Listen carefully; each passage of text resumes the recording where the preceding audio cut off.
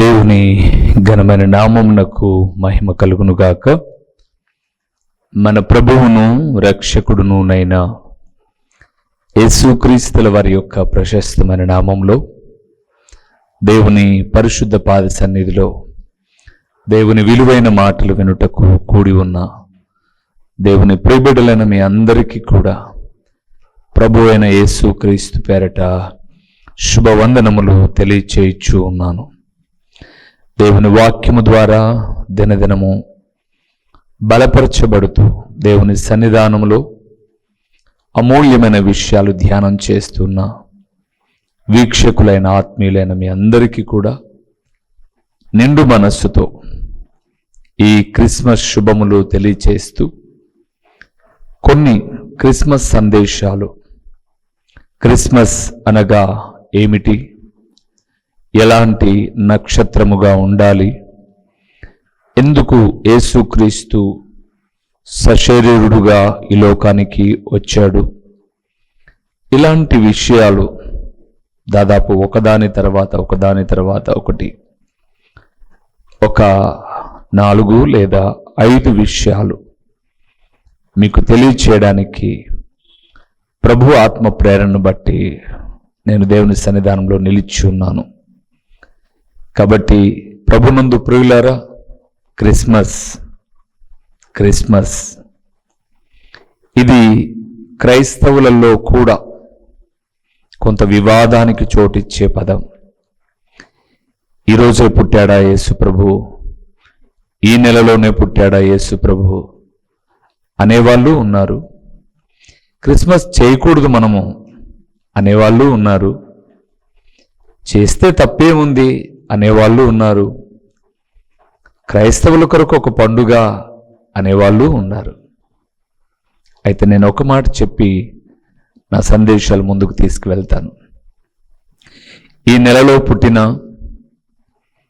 December 25 పుట్టిన, లేదా పుట్టలేదు అని అనుకున్నా, ఇది డేటు కాదు అనుకున్నా, ఆయన పుట్టిన మాట అయితే వాస్తవం.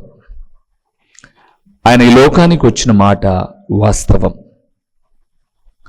అది జ్ఞాపకం చేసుకుంటూ దేవుని ఘనత కొరకు బ్రతికితే గొప్పది. అది జ్ఞాపకం చేసుకుంటూ పాపములో జీవించడం మాత్రం తప్పే. క్రిస్మస్ అనబడేటటువంటిది క్రైస్ట్ మాస్ అనబడే 2 పదముల కలయిక. క్రైస్ట్ అనగా క్రీస్తు అని, మాస్ అనగా ఆరాధన అని మీ అందరికీ తెలుసు.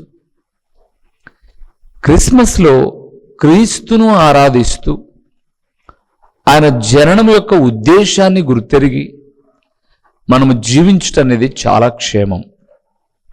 కానీ ఆ రోజు మన విలాసవంతమైన జీవితాలను, మన యొక్క గొప్పలను చెప్పుకోవడానికో బ్రతికేదైతే మాత్రం తప్పనిసరిగా అది తప్పే. సో నేను దాదాపు కొన్ని విషయాలు మీతో కంటిన్యూగా ఈరోజు, రేపు ఎల్లుండి ఇలాగ మాట్లాడుతూ వస్తాను. విన్నప్పుడు ఖచ్చితంగా ఇది మీకు ఉపయోగకరంగా ఉంటుంది అని నేను విశ్వసిస్తూ ఉన్నాను. ఈ దిన సందేశము క్రిస్మస్ అంటే ఏమిటి, క్రిస్మస్ అంటే ఏమిటి ఇదివరకే చెప్పాను. క్రిస్మస్ అనేది క్రైస్ట్ మాస్, క్రీస్తును ఆరాధన చేయుట. అఫ్ కోర్స్ కావచ్చు, కానీ ఏంటి క్రిస్మస్ అంటే? ఆయన జననము మనకేమి తెలియచేస్తుంది? ఆయన జననము మనల్ని ఏ రీతిగా బ్రతకమని చెప్తుంది? అది తెలుసుకోగలిగితే మనం కొత్త బట్టలు లేకపోయినా, పిండి వంట లేకపోయినా, ఇల్లు శుభ్రంగా లేకపోయినా, స్టార్ లేకపోయినా, ట్రీ లేకపోయినా, క్రిస్మస్ తాత డ్రెస్ లేకపోయినా, ఏమి లేకపోయినా ప్రభువును చూస్తాం ఒకరోజు ముఖాముఖిగా. రండి, మీకు కొన్ని విషయాలు నేను జ్ఞాపకం చేస్తాను. మత్తయి రాసిన సువార్త 1వ అధ్యాయము 21వ వచనములో మరొకసారి మీకు తెలిసిన విషయాలే ఎవరు సేవకులు చెప్పినా ఈ 66 పుస్తకాల్లోని విషయాలే చెప్తారు తప్ప సపరేట్గా పరలోకం నుంచి ఒక దూత వచ్చి అని చెప్పరు. అలాగే చెబితే శాపగ్రస్తుడు అని రాయబడి ఉంది. ఇంటర్నేషనల్ స్పీకర్ అయినా, వీధిలో ప్రసంగించే సేవకుడైనా, టీవీ స్పీకర్ అయినా, ఏ స్పీకర్ అయినా కావచ్చు, ప్రసంగించేది బైబిల్లోని మాటలే. కాకపోతే వివరణ నూతనంగా ఉంటుంది. దాన్ని గుర్తుపెట్టుకొని అది మన ఆత్మీయ జీవిత క్షేమం కొరకు ఉపయోగించుకుంటే మనం ధన్యులం. మత్తయి సువార్త 1వ అధ్యాయము 21వ వచనంలో అద్భుతకరమైన మాట. క్రిస్మస్ అంటే ఏంటో చూద్దామా?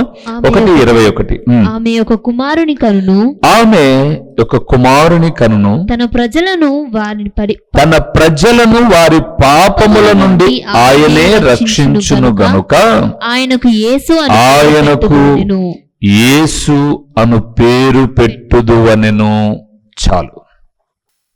ఇక్కడ జరిగిన విషయము ఏమిటి అన్నది నేను కొంచెం అలాగా మీకు వివరించి చెప్తాను. యోసేపు అనబడేటటువంటి యవనస్తునికి మరియా అనబడే యవన బిడ్డ ప్రదానము చేయబడింది. పెళ్లి కాల ప్రదానము చేయబడింది. మన భాషలో చెప్పుకోవాలి అనంటే ఎంగేజ్మెంట్ జరిగింది. ఈ కార్యక్రమంలో కొద్ది రోజుల తర్వాత వాళ్ళ పెళ్లి ఉంది. ఈ మధ్యలో యోసేపు గారికి తెలిసినటువంటి మాట ఏంటంటే, ఆయన ఎవరినైతే ప్రదానం చేసుకున్నాడో ఆ స్త్రీ గర్భవతి అన్న విషయం తెలుసుకొని, ఇక్కడ యోసేపు నీతిమంతుడు అని రాయబడింది బైబిల్ గ్రంథంలో. అందుకే ఆ నీతిమంతుడు ఏం చేస్తున్నాడంటే, ఆమెను అవమానపరచనొల్లక. సహజంగా ఒక వ్యక్తి, ఒక పురుషుడు ఒక స్త్రీని ప్రదానం చేసుకున్న తర్వాత, ఊరందరి ముందుట ఎంగేజ్మెంట్ అయిన తర్వాత, ఇప్పుడు ఆ అమ్మాయిలో ఏమైనా లోపం కనపడ్డా, ఈ అబ్బాయిలో ఏదైనా లోపం కనపడినా స్టేషన్కి ఎక్కేస్తారు ప్రస్తుత దినాల్లో.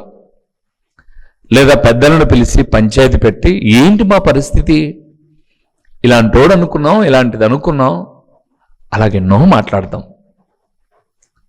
అది ఆ కాలమైనా ఈ కాలమైనా పెద్దల సమక్షంలో కూర్చుంటాం. కానీ నీతిమంతుడైనటువంటి యోసేపు అప్పటికే గ్రహించిన విషయం ఏంటంటే, ఆమె చాలా పవిత్రురాలు, ఆ ఊరందరి చేత మంచి పేరు పొందినది. మీకు తెలుసు, ఒక 30 సంవత్సరాల క్రితం వెనక్కి వెళ్తే, మనం 30 సంవత్సరాలు వెనక్కి వెళ్తే, పెళ్ళిళ్ళు అనేది ఈ రోజు మాదిరి మ్యాట్రిమోనీలు లేవు. అప్పుడు పలానా ఊరిలో అమ్మాయి ఉంది, పలానా అబ్బాయికి చూడాలనుకుంటున్నాము అని అంటే పెద్దలు ఎవరో ఒకరు, నాకు మా నాన్న చెప్పేవాడు, పెద్దలు ఎవరో ఒకరు ఆ పల్లెకి వెళ్ళేవాళ్ళు.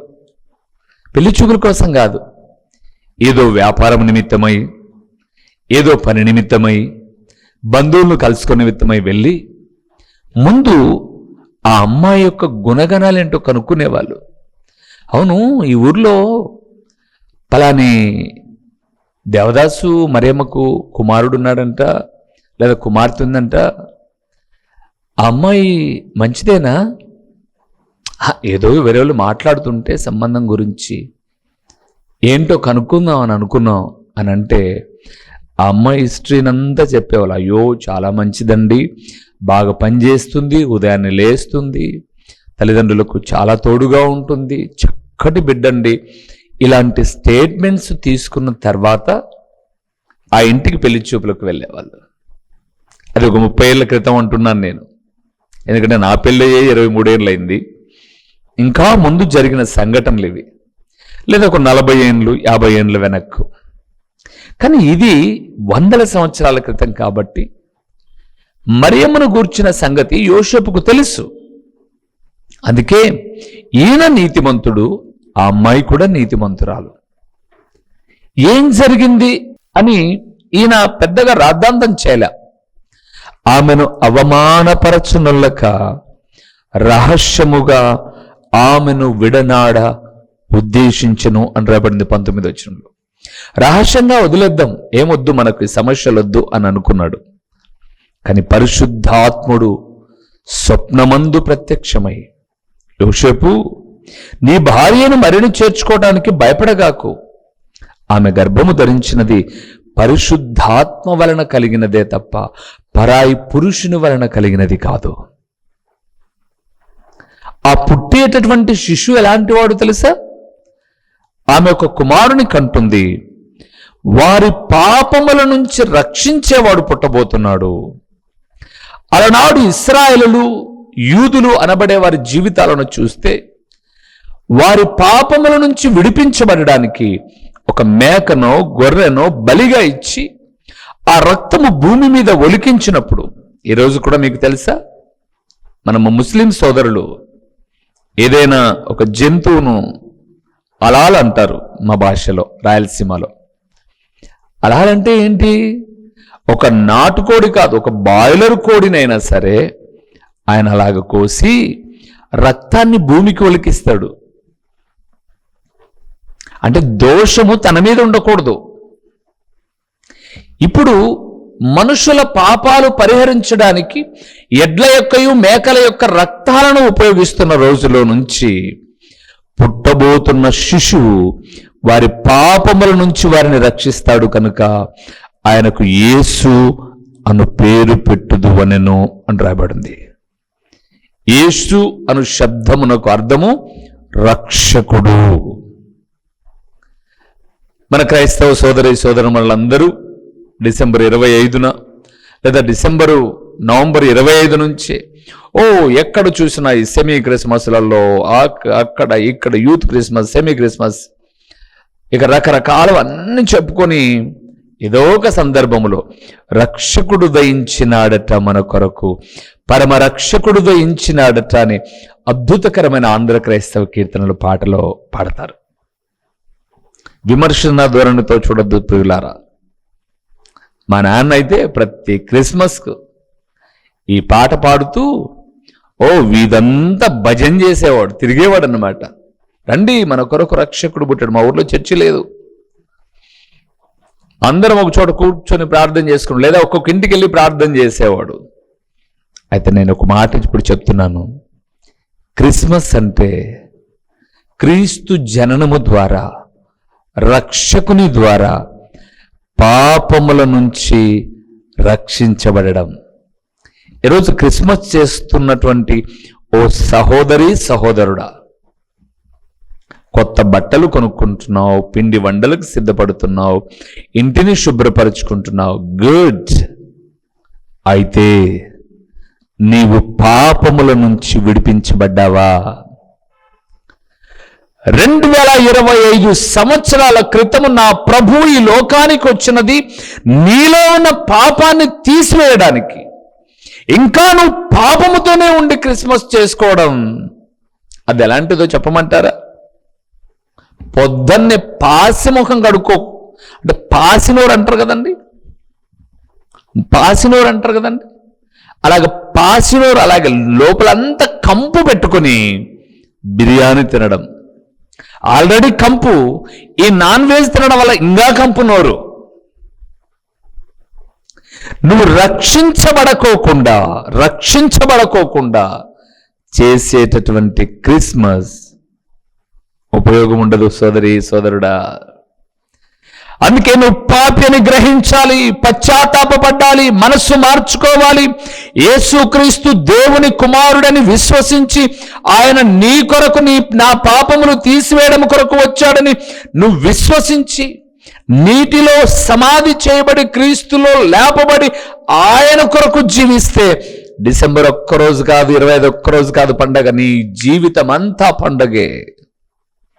లేకపోతే 1 రోజు పండుగ, మిగతా రోజంతా దండగా ఎండగా. ఏది మేలంటారు? మన పాపముల నుంచి విడిపించబడి ప్రభువును ఆరాధన చేయడం. అందుకే మత్తయి సువార్త 1:21లో యేసుక్రీస్తు మన రక్షణ కొరకు పుట్టిన వ్యక్తి. మనం ఇంకా రక్షించబడకోకుండా క్రిస్మస్ హ్యాపీ అనంటే లాభం ఏముందంటారు? రక్షణ. రెండవది చూద్దాము. రోమీయులకు రాసిన పత్రిక 5వ అధ్యాయము 19వ వచనాన్ని ఒకసారి మనం చూద్దాం. ఆయన జననము ఎందుకొరకో ఒకసారి రోమీయులకు రాసిన పత్రిక 5వ అధ్యాయము 19వ వచనం. ఏలయనగా ఒక మనుషుని అవిధేయత వలన అనేకులు పాపులుగా ఎలాగు చేయబడిరో అలాగే ఒకని విధేయత వలన అనేకులు నీతిమంతులుగా చేయబడుదురు. చాలు. రోమా 5:19 సుమా. క్రిస్మస్ అంటే విధేయతతో బ్రతకడం. 5:19 అన్నాడు, ఒక మనుషుని అవిధేయత వలన అనేకులు పాపులుగా పిలువబడ్డారట, చేయబడ్డారట. ఎవడా అవిధేయుడు? ఆదాము. మొదటి మానవుడైన ఆదాము వలన అనేక మంది అవిధేయులైపోయారు. మన ప్రభు అయిన యేసుక్రీస్తు విధేయత వలన అనేకులు నీతిమంతులుగా చేయబడ్డారు. దేవుని బిడ్డలారా, క్రిస్మస్ అంటే విధేయతతో చేయడం అండి. విధేయత. అబ్బో, ఈరోజు విధేయత ఎక్కడండి? ఆ వీధిలో 5 అడుగుల స్టార్ కట్టారు అంటే మన వీధిలో మన చర్చి 10 అడుగుల స్టార్ కట్టాలర్రా. ఎక్కడ చూసినా చర్చి మధ్య పోటీ,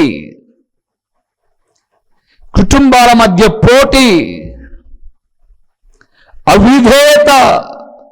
నా దేవుడు అంటున్నాడు, క్రిస్మస్ అంటే విధేయత. ప్రభు అయిన యేసుక్రీస్తు పరలోక సింహాసనమందు ఆసీనుడైన దేవుడు, రారాజైన దేవుడు భూమి మీదికి ఎలాగొచ్చాడండి? తనను తాను ఎంతగా తగ్గించుకొని వచ్చాడు. రాజైన దేవుడు రాజు ఇంటిలో పుట్టల. జ్ఞానులు వెళ్ళారు, యూదుల రాజుగా పుట్టినవాడు ఎక్కడా అని వెళ్ళారు హేరోదు దగ్గరికి. ఎందుకంటే రాజు అంటే రాజింట్లోనే కదా పుడతాడు. రాజు వెంటనే అందరినీ పిలిపించేశాడు. చూడండి ప్రవచనాలు. యూదా బెత్లెహేమా, యూదా జనాంగములో లేదా యూదా ప్రజలలో నీవు స్వల్ప జనమైనను. ఆయన ఎక్కడ పుట్టాడు? బెత్లెహేములో. ఓకే. రెండవది మీరు గమనిస్తే ఆయన పశుల పాకలో, పశుల తొట్టిలో అంటారు కాదండోయ్, పశుల పాకలో పుట్టాడు. స్థలము లేక పశుల తొట్టిలో పరుండబెట్టారు. ఎంత తగ్గింపు! ఈరోజు ప్రపంచంలో గొప్ప వ్యక్తులు అందరూ ఎక్కడ పుడుతున్నారండి? గొప్ప భవనాలలో కదా. గొప్ప భవనాలలో ఒక సెలబ్రిటీ అంటే ఒక సినిమా హీరోయిన్ ఒక 20 ఏళ్ళలో 10 ఏళ్ళలో నటనలో ఆరుతేరి ఒక బాబుకో పాపకో జన్మనిస్తే ఒక పెద్ద హాట్ టాపిక్. ఒక క్రికెటర్కు ఒక బాబు పుడితే అది ఒక పెద్ద హాట్ టాపిక్ కదండి. ఒక కోహ్లీకి కొడుకు పుడితే మరలా ఒక కోహ్లీ పుట్టాడు రా, అవునా కదా. ఒక ఐశ్వర్య రాయ్కి ఒక కుమార్తె పుడితే మరొక అందాల నటి లేకపోతే సుందరవతి, ఇలాగ చెప్పుకొని అలాంటి వ్యక్తులను మనం చూడగలమా? ఇప్పుడు ఏదో సోషల్ మీడియా వచ్చింది కాబట్టి వారి ఫోటోను అప్లోడ్ చేస్తే ఇలాగంట, ఈ పేరంట, ఏమేమో చెప్పుకుంటున్నాం మనం. గొప్ప పిల్లలను మనం ఫోటోల్లో చూడాల్సిందే తప్ప ముఖాముఖిగా చూడలేం. కానీ ప్రభువైన యేసుక్రీస్తు ఈ లోకానికి సర్వమానవాల రక్షణ నిమిత్తమై వచ్చాడు. విధేయతను కనపరిచాడు. ఎంత విధేయత! ఈరోజు ఈ మాట వింటున్న దేవుని కుమారుడా, క్రిస్మస్ చేస్తున్న కుమారుడా, కుమార్తె, ఉందా విధేయత నీకు? నన్ను అడిగితే క్రిస్మస్ టైంలో ఎవరు వాక్యమే వినరు. ఎందుకు? వారి డ్రెస్సులు చూయించుకోవాలి, వారి వాళ్ళ యొక్క బంగారం, నగ నట్ర. అందుకే 10 మందిని పిలుచుకొని ఆడంబరంగా తమ యొక్క ఆధిపత్యాన్ని చూపించుకోవడం. ఎక్కడండి విధేయత? క్రిస్మస్ అంటే రక్షించబడి చేయడం. క్రిస్మస్ అంటే విధేయత. విధేయత. మూడో చెప్పమంటారా? ఫిలిప్పీయులకు రాసిన పత్రిక, అపోస్తలుడైన పౌలు ఫిలిప్పీయులకు రాసిన పత్రిక 2వ అధ్యాయము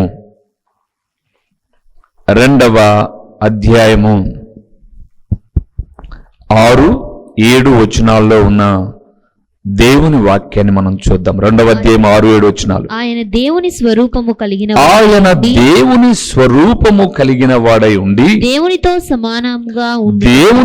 సమానముగా ఉండుట విడిచిపెట్టకూడని భాగ్యమని ఎంచుకొనలేదు గాని మనుషుల పోలికగా పుట్టి దాసుని స్వరూపమును ధరించుకొని తన్ను తానే రిక్తునిగా చేసుకొనెను. చాలు. Empty hands. మూడోది క్రిస్మస్ అంటే త్యాగము. ఏంటి? త్యాగం. యేసుప్రభుల వారట ఆ రోజు మీరు చూసారా? ఆయన దేవుని స్వరూపము కలిగిన వాడై ఉండి దేవునితో సమానముగా ఉండుట విడిచిపెట్టకూడని భాగ్యమని ఎంచుకొనలేదు గాని. నేను చాలా మాటలు చెప్తాను కదండి. గాని అని అంటే ఏదో హాని ఉంది కదండి, ఏదో హాని ఉంది. But is a bit of poison అన్నారు ఇంగ్లీష్లో. ఆయన దేవుని కుమారుడండి, దేవునితో ఉండాలండి. ఆయన తండ్రి అయిన దేవుడి కుడిపార్శ్వమందు ఆసీనుడైన దేవుడు. కానీ ఆయన అక్కడ చూడండి ఏమంట రాయబడిందో, మనుషుల పోలికగా పుట్టి దాసుని స్వరూపమును ధరించుకొని తన్ను తానే రిక్తునిగా చేసుకొని. ఇట్స్ ఎ గ్రేట్ గాడ్ అండి. ఈయన ఇంత తగ్గింపు కలిగిన దేవుడు ప్రపంచ చరిత్రలో మీరు వెతికినా దొరకడు. ఎంత త్యాగమండి ఆయనది. ఒక ప్యూను ఎగ్జామ్ రాసి, ఏదో ఒక ఆఫీస్లో ప్యూన్గా చేరిన వ్యక్తి ఎగ్జామ్స్ రాసి పై స్థానానికి వెళ్ళిపోతున్నారు. నాతో ఒక సహోదరు ఇలాగే ఫోన్ చేసి అన్నారు నల్గొండ నుంచి, అన్నయ్య నేను ఒక పోలీస్ స్టేషన్లో జైల్లో వంట వండడానికి పనికి నియమించబడ్డాను. ఎగ్జామ్స్ రాస్తూ, ఆమె చెప్పిన మాట, ఎగ్జామ్స్ రాస్తూ నా స్థాయి పెరుగుతూ జైలర్ అయ్యానన్నా. నేను నీ వాక్యాన్ని అప్పుడప్పుడు యూట్యూబ్లో వింటాను. ఏమ్మా, వంట పని చేసుకుంటూ ఉండేదానికి జైలర్ పని ఎందుకు నీకు? అవునా? తమ స్థాయిని పెంచుకుంటున్నారు. ఒక ఆటో డ్రైవర్ తన పిల్లలను కార్పొరేట్ స్కూల్లో చదివిస్తున్నాడు. తను త్యాగం చేసి కదండి, తను కష్టపడి త్యాగం చేసి, నా పిల్లలు బాగా చదవాలి, పై స్థాయికి వెళ్ళాలి, ఎవరు చేసినా పై స్థాయికి వెళ్ళాలి, ఇదే ఆశ. ఒక ఉద్యోగి, ఒక కానిస్టేబుల్, హెడ్ కానిస్టేబుల్ ఆ స్థాయి నుంచి ఇంకా ఏఎస్ఐ, ఎస్ఐ ఇలాగ పైకి వెళ్ళాలి. ప్రతి ఒక్కరూ తమ స్థాయిని పెంచుకోవడానికి ఇష్టపడుతుంటే, నా ప్రభు అయిన యేసుక్రీస్తు స్థాయి పరలోకమందున్న స్థాయి అయితే మనుషుల పోలికగా పుట్టి తనను తాను తగ్గించుకోవడానికి రిక్తుడుగా వచ్చాడండి. ఇది త్యాగం. ఇది త్యాగం. నేను అడుగుతాను, క్రిస్మస్ చేసేటటువంటి ఓ కుమారుడా, కుమార్తె, ఈ క్రిస్మస్ శుభదినాన ఏం త్యాగం చేసావు నువ్వు దేవుని కోసం? ఏం త్యాగం చేసావు? ఏమైనా చేయగలవా నువ్వు? ఒకవేళ పొరపాటుగా నువ్వు కుట్టించుకున్న డ్రెస్ ఎవరికైనా ఇవ్వగలవా? నువ్వు చేసుకున్న వంట గొప్పలకు కాకోకుండా ఒక పేదవాడికి అందించగలవా? క్రిస్మస్ శుభదినాన ఎప్పుడైనా ఒక విధవరాలకు, ఒక జత బట్టలు ఇవ్వగలవా? తండ్రి లేని పిల్లలను ఆదరించగలవా? ఏమండే, ఒక సేవకుడిగా అతిశయోక్తి కోసము కాదు, నా ప్రభు కృపను బట్టి చెప్తున్నాను. దేవుడిచ్చిన దానిలో ఇవ్వడం నేర్చుకోవాలండి, ఇవ్వడం నేర్చుకోవాలి. త్యాగం. ఓకే, నేను చెబితే అది మళ్ళా ముఖస్తుతి అవుతుంది కాబట్టి చెప్పట్లేదు. అది నేర్చుకొని మేము వెళ్తూ ఉన్నాం. క్రిస్మస్ అంటే త్యాగము చేయడం. ఈరోజు త్యాగం చేసేదేమి లేదు, కానీ అప్పులు చేసేది ఎక్కువైపోయింది, ఆడంబరాలు చేసేది ఎక్కువైపోయింది, లోకంలో అన్యాచారాలు చేసేది చాలా ఎక్కువైపోయింది. ఇదేనా క్రిస్మస్ అంటే? క్రిస్మస్ అంటే పాపముల నుంచి విడిపించబడడం, క్రిస్మస్ అంటే విధేయతతో బ్రతకడం, క్రిస్మస్ అంటే త్యాగము చేయడం. ఇంకో మాట కూడా చెప్పమంటారా? మత్తయి సువార్త 1వ అధ్యాయం చదివి ముగిచ్చేస్తాను. 23వ వచనాన్ని చూద్దాం. మత్తయి సువార్త 1వ అధ్యాయము 23వ వచనాన్ని ఒకసారి మనం చూద్దాం. అని ప్రభు తన ప్రవక్త ద్వారా పలికిన మాట నెరవేరునట్లు ఇదంతయు జరిగెను. ఇమ్మానుయేలును పేరునకు భాషాంతరమున దేవుడు మనకు తోడని అర్థము. చాలు. 3వది, యేసుక్రీస్తు మనకు తోడు. క్రిస్మస్ అంటే ఆయన ఎల్లప్పుడూ తోడుగా ఉంటాడు. నేను అంటాను, ఆయన తోడు అన్నప్పుడు, నీ తోడుగా నడుస్తున్నప్పుడు నువ్వు ఎక్కడికి వెళ్తున్నావు? నువ్వు బార్ షాప్లోకి వెళ్తే ఆయన నీ తోడుగా వస్తాడు కదా. నువ్వేదైనా పాపపు విధి విధానాలు కలిగి ఉంటే ఆయన నీకు తోడుగానే ఉన్నాడు కదా, నీతో ఉన్నాడు కదా.